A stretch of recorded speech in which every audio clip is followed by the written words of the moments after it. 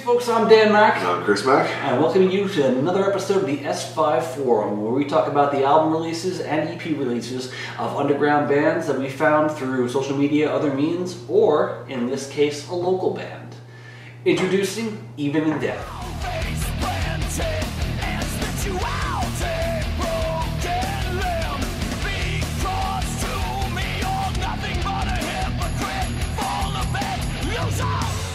Alright, so these guys are local to San Antonio. We were not actually asked to do the review of this. We actually heard about the album being released and wanted to check it out just because we have been waiting for a lot of artists around our area to release CDs, and Even in Death was among the most recent ones. First impressions as far as when you've seen Even in Death in the past. We have seen them, I think you've seen them once. I've seen them once. I've seen them twice.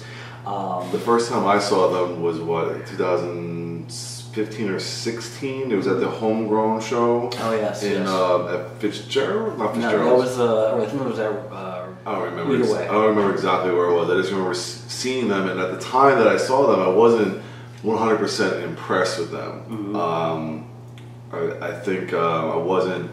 There was something about the sound I wasn't impressed with. I don't know, maybe it was just the sound of the building, or maybe it was the songs that they wrote at the time. I just wasn't 100% happy with what I heard and what I saw at the time. But this recent release has completely changed my mind about the band as a whole.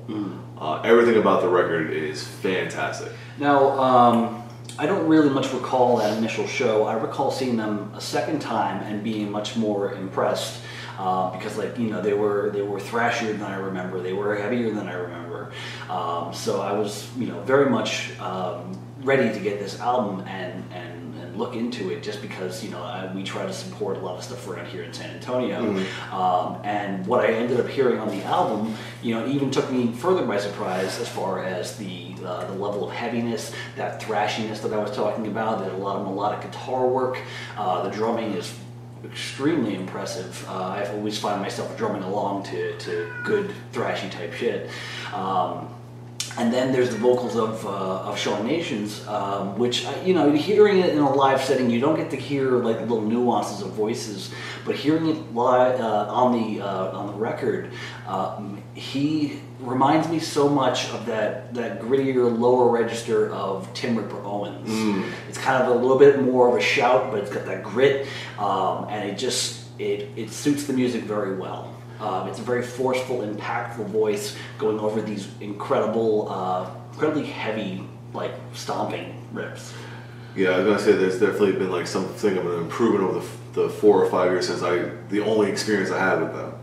So again, like, going from that show to this record now, again, it's like a night and day experience for me personally.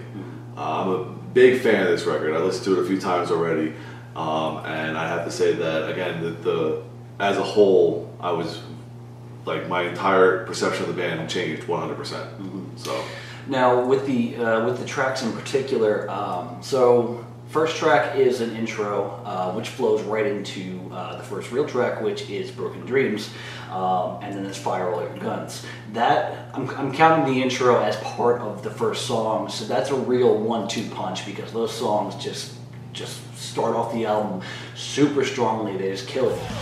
Standing on the edge, looking in, wondering if this all must come to end. Voices in my head are screaming loud. Then the next 2 tracks are solid tracks. You know, My Salvation in particular, and then I feel like it picks up again with Live Like It's Your Last Day. I like the rapping vocals that get included in there. A lot of people, you know, will probably sit there and try to turn away from it because of that fact, but I feel like it definitely fits their style, the song in particular, which at the end of the album they include a previous version of it that doesn't have those vocals, and the new version is simply better. Yeah, it's definitely a lot cooler. It's a little bit more. It's got a little bit more of that kick to it, you know, a little more crowd pleasing, kind of like gets you to jump up and feel alive. But my least favorite track on the album is actually Heaven. I feel like it's kind of a hard one to get through because of its being so kind of slow. I feel like it just kind of throws off the pace of the album.